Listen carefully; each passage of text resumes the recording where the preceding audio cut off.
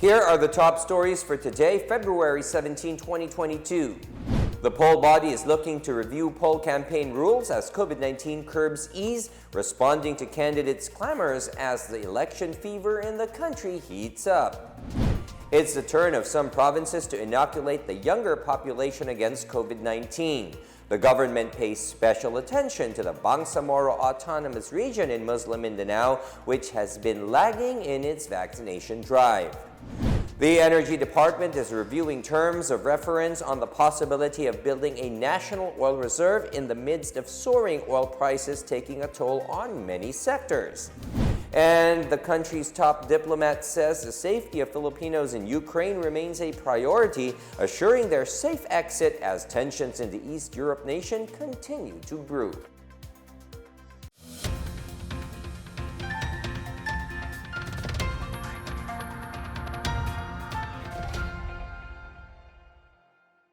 Good day, I am William Theo. Welcome to the PNA Newsroom. Four presidential hopefuls laid down their specific plans to usher economic recovery in the country. The details from Marita Moahe. Presidential bet Ferdinand Bongbong Marcos Jr. is pushing for the permanent establishment of Kadiwa rolling stores in every barangay throughout the country. Marcos said that the Kadiwa stores is effective in helping consumers buy necessities like food products at lower prices.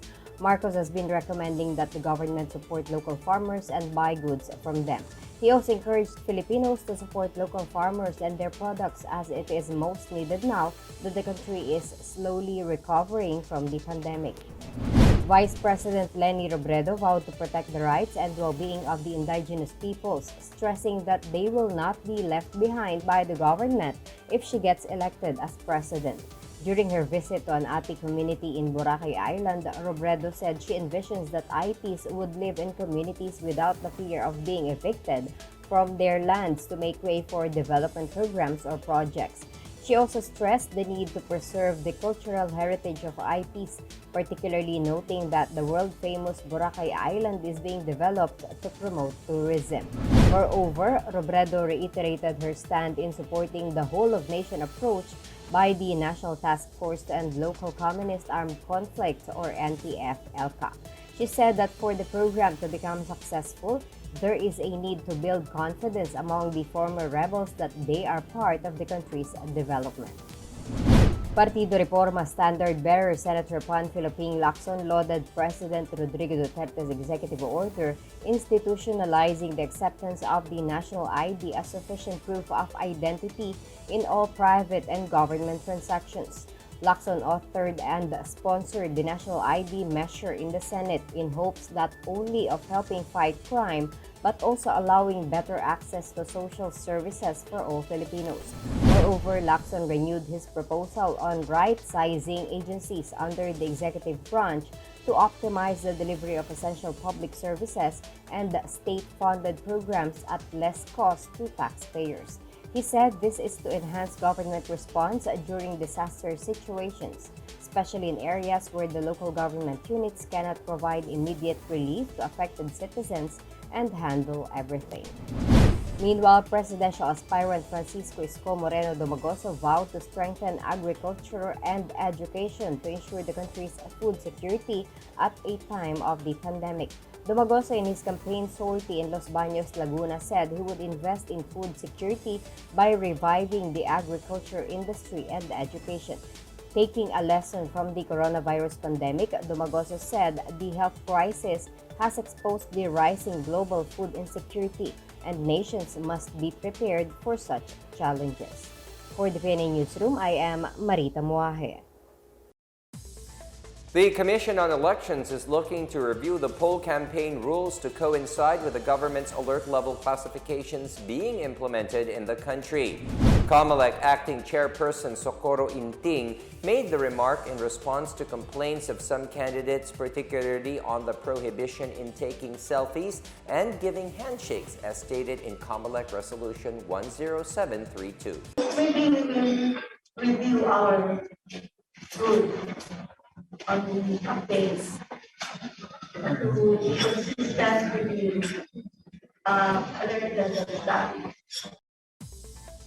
The Anti-Money Laundering Council, or AMLAC, strengthens its measures against possible vote buying being done via online transactions. In a Laging Handa briefing, AMLAC Executive Director Mel Jorge Racela said bank and electronic money accounts that will have unusual transactions ahead of the May 2022 national polls will be investigated by authorities for any election-related crimes. The said investigation will not be considered a violation under the Data Privacy Act. Racela declined to disclose whether the council had received reports of possible election-related financial transactions such as vote buying or vote selling, but pointed out that the advisory is intended to remind covered persons such as officials of banks and electronic money issuers not to be remiss in their responsibilities of reporting questionable transactions to authorities. Ang example po ng mga red flag na amin pong in-issue ay meron pong kunwaring isang single large cash deposit followed by multiple transfers and withdrawals. Pangalawa po ay yung pong transaction ng customer ay hindi consistent sa mga nakaraan niyang mga transactions or yung kanyang financial profile. Pangatlo po ay isang individual ay gumagamit po ng multiple accounts. And ang apat po naming halimbawa ay significant or large number of transactions happening during a short period of time, particularly po dito sa issue na ito ay on or about election day. Ang lahat po ng covered persons, pagka po sinabi natin covered persons, kasama na po dyan ang mga bangko at saka mga electronic money issuers like Paymaya and GCash. Sila po ay mandato, may obligado na magkaroon ng electronic monitoring system. So, pwede pong lahat ng mga transactions po ng kanilang mga customers ay minomonitor nila. If a factor in po nila yung red flag indicators na nasabi ko, po sa tanong na kung pwede silang ma-hold liable for facilitating po yung vote buying and vote selling, wala po akong nakitang criminal penalty under the election code. Pero on the part po ng AMLAC, kung sila po ay very obvious na ng maraming red flag indicators, ngunit hindi sila nag-analyze or nag-request ng additional information, na hindi sila nag-file ng suspicious transaction reports sa AMLAC, ito po ay pwedeng maging basihan para po sila ay ma-imposean ng both administrative sanction and criminal sanction po. Si Bangko Sentral ng Pilipinas po ang nag-initiate ng activity na ito in coordination with Commission on Election or Comelec. And syempre, kailangan din po natin ng assistance ng law enforcement agencies like the PNP and the NBI and other law enforcement agencies. So, yun po yung amin pong mga partners din. The National Press Club of the Philippines announced the expulsion of Jaime Aquino, former provincial correspondent of the Manila Times, from its roster of members. At a joint press conference at the NPC building, Palace Undersecretary Joel C. Egco, lawyer Freddy Villamor, and NPC President Paul Gutierrez said Aquino and his group in Pangasinan have been accused of manufacturing bogus rape cases that led to the incarceration of Lopez, Quezon Councilor Artie Manuel Yulde, for 9 months. Yulde, who is a critic of a political figure in Quezon Province, was sent to jail based on rape and kidnapping cases concocted by the group of Aquino. The group damaged the reputation of Yulde that caused the untimely death of his parents. Yulde was only released recently after his lawyer managed to present evidence that the charges against him were indeed fake. Early this year, Aquino and his group, composed of his live-in partner, workers, and other shady members of the Pangasinan Press, also tried the same ruse against Cagayan Export Zone Authority Administrator and Northern Luzon Presidential Advisor Secretary Raul Lambino and his wife, Mangaldan Mayor Marilyn Lambino. Lambino was accused of 10 counts of rape, child abuse, and serious physical injuries, while his wife was charged with abuse of authority, grave misconduct, dishonesty, and oppression before the office of the Ombudsman, purportedly by their 2 former house helps. but investigations reveal that the accusations are all concoctions of Aquino. Aquino would be the fourth member of the NPC to be officially booted out of the organization for gross violation of the Journalist Code of Ethics and Policies. The Anti-Red Tape Authority, or ARTA, launches mobile hotlines to receive concerns on red tape. ARTA Director General Jeremiah Belhica said the agency is now receiving more complaints, thus it adds more channels for the public to report red tape incidents in government offices. He said he is seeing the increase on the received complaints as a good problem because it means that more Filipinos are becoming aware of ARTA services and gaining more allies in the fight against red tape. The public is encouraged to call the Artawag Center from Monday to Friday at 8 a.m. to 5 p.m. This is on top of the hotline 8888 or the Citizens Complaint Center. ARTA can also be reached via email, website, and through its social media accounts. Still ahead, more areas in the country relax rules for travelers. And a study shows long COVID-19 is less common among those vaccinated. Details ahead, keep it here on the PNA Newsroom.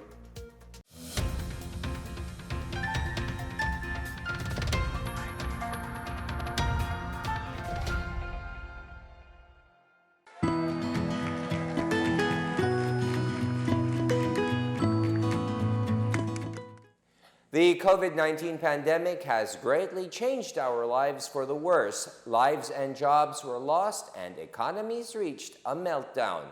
Thanks to the arrival of safe and effective vaccines, we are one step closer to normalcy.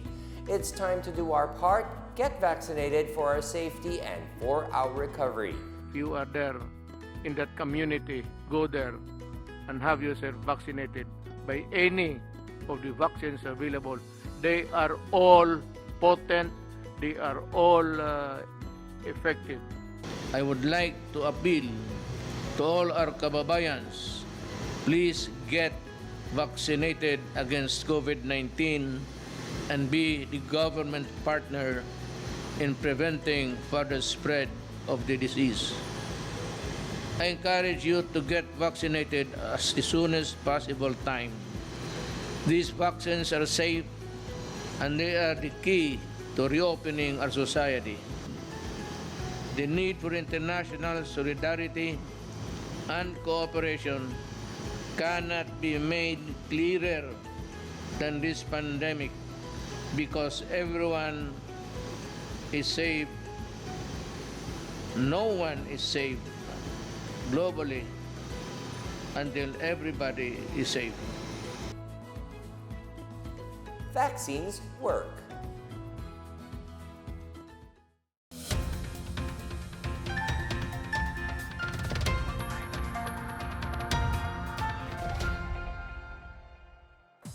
Vaccination drive for children 5 to 11 years of age is ongoing at various local government units nationwide. In Mabalacat, Pampanga, the COVID-19 pediatric vaccination program for 5 to 11 years old will start tomorrow, February 18. It will be held at the SM City Clark IMAX Cinema. The city government is urging parents and guardians to have their children pre-registered at the respective school, city hall, or daycare centers. In Cebu City, their version of the Res Bakuna Kids Inoculation Program kicked off yesterday at the well-decorated balloon-filled inoculation site at the basketball court of the Abellana National School. The kids were also treated to cartoon movies and anime entertainment. More local governments in northern Mindanao also launched their COVID-19 pediatric vaccination yesterday. In Iligan City, pediatric vaccination was held at the Adventist Medical Center, Iligan, in Barangay Tibanga. The local government targets to inoculate 57,480 children aged 5 to 11 years old. In Camiguin, Mambahaw, a pilot vaccination for children was held at the Camiguin General Hospital. Another vaccination rollout will be held at the Mambahaw Health Office next week.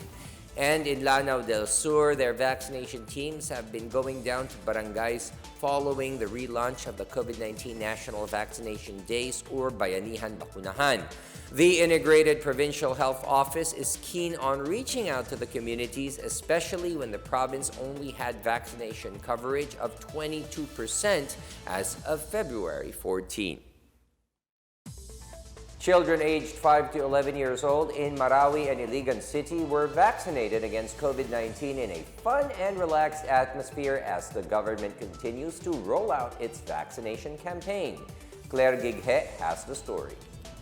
The government, through the Amay Pakpak Medical Center, APMC, started administering on Monday, February 14, the reformulated COVID-19 vaccine to children aged 5 to 11 years old in Marawi City and the province of Lanao del Sur. To make the vaccination a fun experience for the kids, the vaccination site was filled with decorations and has a mascot to entertain the children. The kids also received loot bags filled with toys and snacks to incentivize them for getting their much-needed protection against the dreaded virus. The Pfizer-BioNTech vaccine is being used for the vaccination as this is the only shot that has received emergency use authorization from the Food and Drug Administration for children aged 5 to 11 years old. Integrated Provincial Health Office Chief Dr. Alina Darminalang said they aim to inoculate 220,000 eligible children in the province. Overall, itong vaccination natin, ito lang ang talagang kailangan natin para makabalik tayo dun sa normal pamumuhay natin. Importante rin dyan yung pagbabalik ng mga bata, yung mga anak natin sa eskwelahan ng face-to-face. We need to help one another para ma-achieve natin yung target natin. Meanwhile, the local government of Iligan City, with the support of the Department of Health or DOH, likewise started the inoculation of children with the same age range. The job was done at the Adventist Medical Center Iligan and soon at the Robinson's Place Iligan. City Mayor Celso Rihancha expressed gratitude for the support of the Adventist Medical Center. He said that the vaccination site is strategic, especially if there are adverse effects, that it can be immediately treated in the hospital. Kini nga mga kalihukan, dako kini katabang sa akong mga bata, labi na kanang walang kagawas na. Manghilakot ko nga unta, madasig ang mga ginikanan nga mudala sa ilahang mga anak. Dili amay mahadlok. For PNA Newsroom, Claire Gighe of the Philippine Information Agency, Region 10. Several local government units have shifted their protocols to follow the lowered alert levels in their respective regions. In Antique, restaurants and resorts are now allowed to have 70% of their outdoor seating capacity while under alert level 2. Also, returning residents are required to present their COVID-19 vaccination cards instead of RT-PCR tests. The requirement was already lifted effective February 3 upon the request of the returning residents. The province of Iloilo also lifted its negative RT-PCR test requirement for fully vaccinated individuals coming from outside of Western Visayas effective on Wednesday. However, those who are not inoculated or not fully vaccinated are still required to submit their negative swab result taken 72 hours before travel. Meantime, the extension of the Alert Level 3 classification in the province, the liquor ban in high-risk establishments was extended as surge management measure until February 28.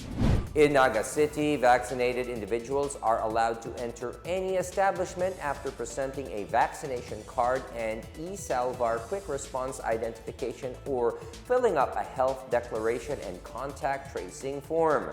On the other hand, those unvaccinated must first present negative antigen or RT-PCR test valid within 48 hours from the date and time of the test. Naga City will also still observe its current travel restrictions under Alert Level 2. Other activities shall be allowed at a maximum of 50% capacity for indoor venues for fully vaccinated individuals and 70% for outdoor venue capacity. Health experts in the United Kingdom have found that people who have been fully vaccinated are less likely to be affected by long COVID after contracting the virus. The study by the UK Health Security Agency, or UKHSA, reviewed 50 national and international studies on the effects of long COVID. 8 of them looked at the effects of vaccinations that had been administered before transmission. It found that vaccinated people were less likely to develop symptoms of long COVID compared to those who did not get a vaccine. It also showed that vaccinated people infected with the virus felt better after the symptoms compared to those who were unvaccinated. The UKHSA said these studies add to the potential benefits of receiving a full course of the COVID-19 vaccination.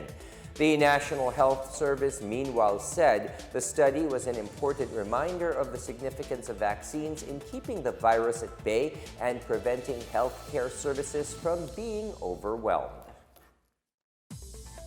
In our business news, the Department of Energy, or DOE, is reviewing the terms of reference for the public bidding of consultancy services that will do a feasibility study on the government's plan to have its own oil reserve operation.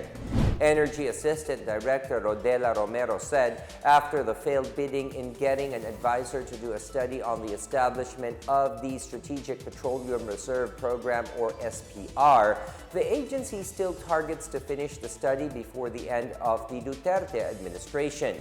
Romero said the SPR program is a long-term plan that aims to lessen the country's vulnerability from the impact of supply and price disruptions in the world market. DOE Secretary Alfonso Cusi earlier expressed his intention to build a stockpile of oil to take advantage of low prices of fuel products after the onset of the pandemic. This could be a solution to the present oil price woes, in which prices have been increasing for 7 straight weeks now.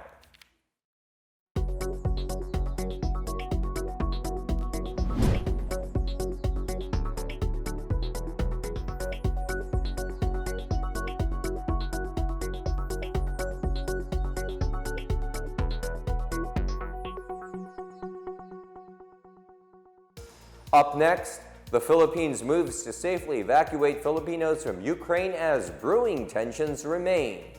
And new hope and homes await indigents and conflict victims in the Bangsamoro region. More stories when the PNA Newsroom returns.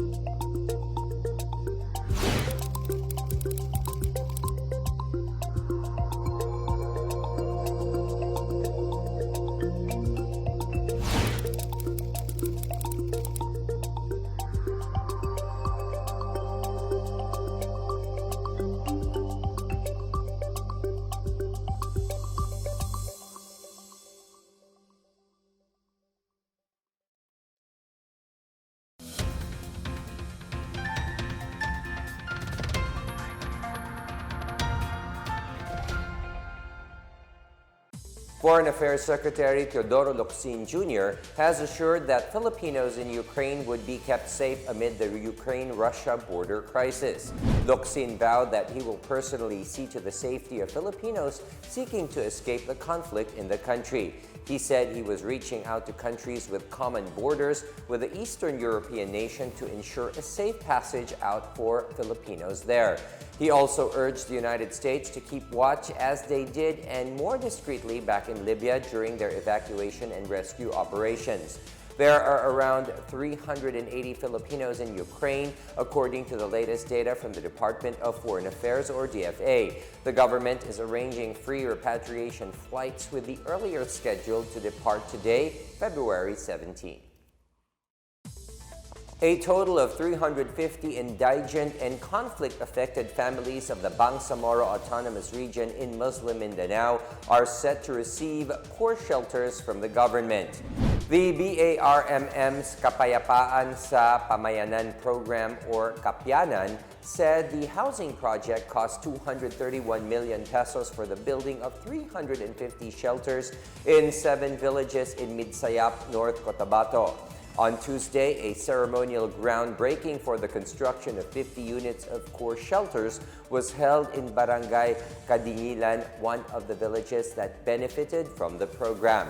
Kapyanan has approved the construction of the core shelters with solar-powered lights, a water system component, solar street lights, and a linear canal system for 350 families that will soon rise in the 7 barangays. Kapyanan is a special program of Chief Minister Ahud Ibrahim Ahmed to provide decent housing to poor Bangsamoro communities. Projects for the 6 remaining BARMM villages in this town are also in the pipeline. The Philippine Sports Commission, or PSC, is awarding 1.25 million pesos worth of special incentives to the Philippine women's football team for qualifying for the 2023 FIFA Women World Cup. PSC Chairman William Butch Ramirez said the board approved the incentive as it recognizes the significance of their breakthrough performance during the 2022 AFC Women's Asian Cup in India and the qualification to the 2023 World Cup. The 23 players plus 2 reserves shall receive 50,000 pesos each for their historic feat. Last Monday, Ramirez, along with PSC Commissioners Celia Kiram and Arnold Agustin, welcomed Philippine Football Federation President Mariano Araneta Jr. and the members of the national team during their courtesy visit to the Rizal Memorial Sports Complex in Manila. The Department of Tourism, or DOT, is tapping social media content creators, businesses, and other stakeholders to promote tourist destinations in parts of Visayas and Mindanao. More on this from Janice Cabe. The Department of Tourism in Northern Mindanao and Smart Communications have tapped content creators to promote tourist destinations in the region. The DOT in Region 10 and Smart launched the 10-10 #Limitless Adventures TikTok Challenge, a campaign to boost domestic tourism hit by the COVID-19 pandemic. The campaign not only encourages visitors to discover the hidden gems of Northern Mindanao, but also promotes the capabilities of Smart's 5G network expansion in Region 10, through which content creators have been able to showcase their creativity. In Caraga region, as the country prepares to shift to the new normal, the DOT in Region 13 formally launched on Wednesday Caraga Na, a new initiative to promote tourism in the region. In a statement, the DOT said Caraga Na is a call to action for a more proactive campaign to have tourists visit and explore what the region has to offer. The 3-day activity will showcase different tourist spots and destinations in Agusan del Norte, Agusan del Sur, Surigao del Norte, Surigao del Sur, and Dinagat Islands, as well as in the region's 6 cities of Butuan, Cabadbaran, Surigao, Tandag, Bislig, and Bayugan.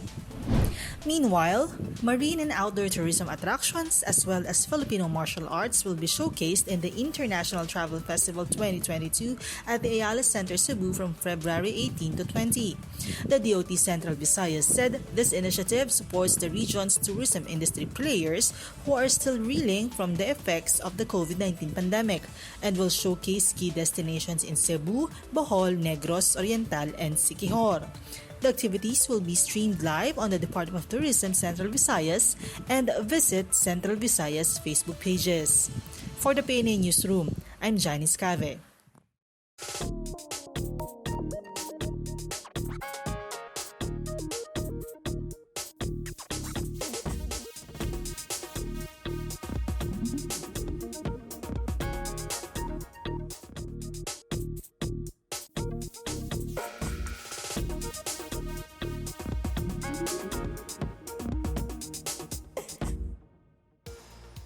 Let's take another look at today's biggest stories.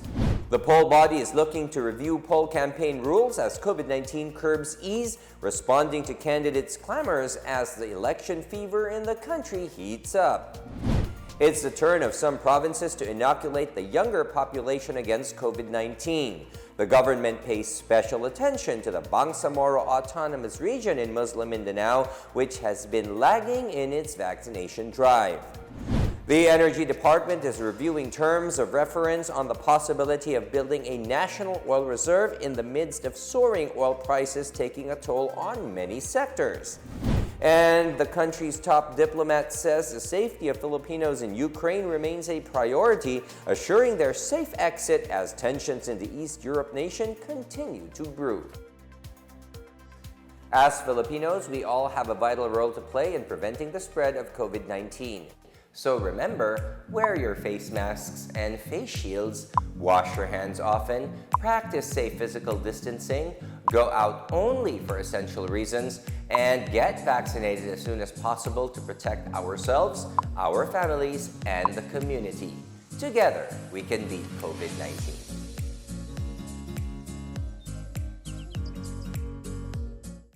Thank you for watching another episode of the PNA Newsroom. For more news content, check our webpage or log onto the Philippine News Agency's Facebook and Twitter accounts. For more stories about the government and how it serves Filipinos, look for these hashtags in all of our social media platforms and websites.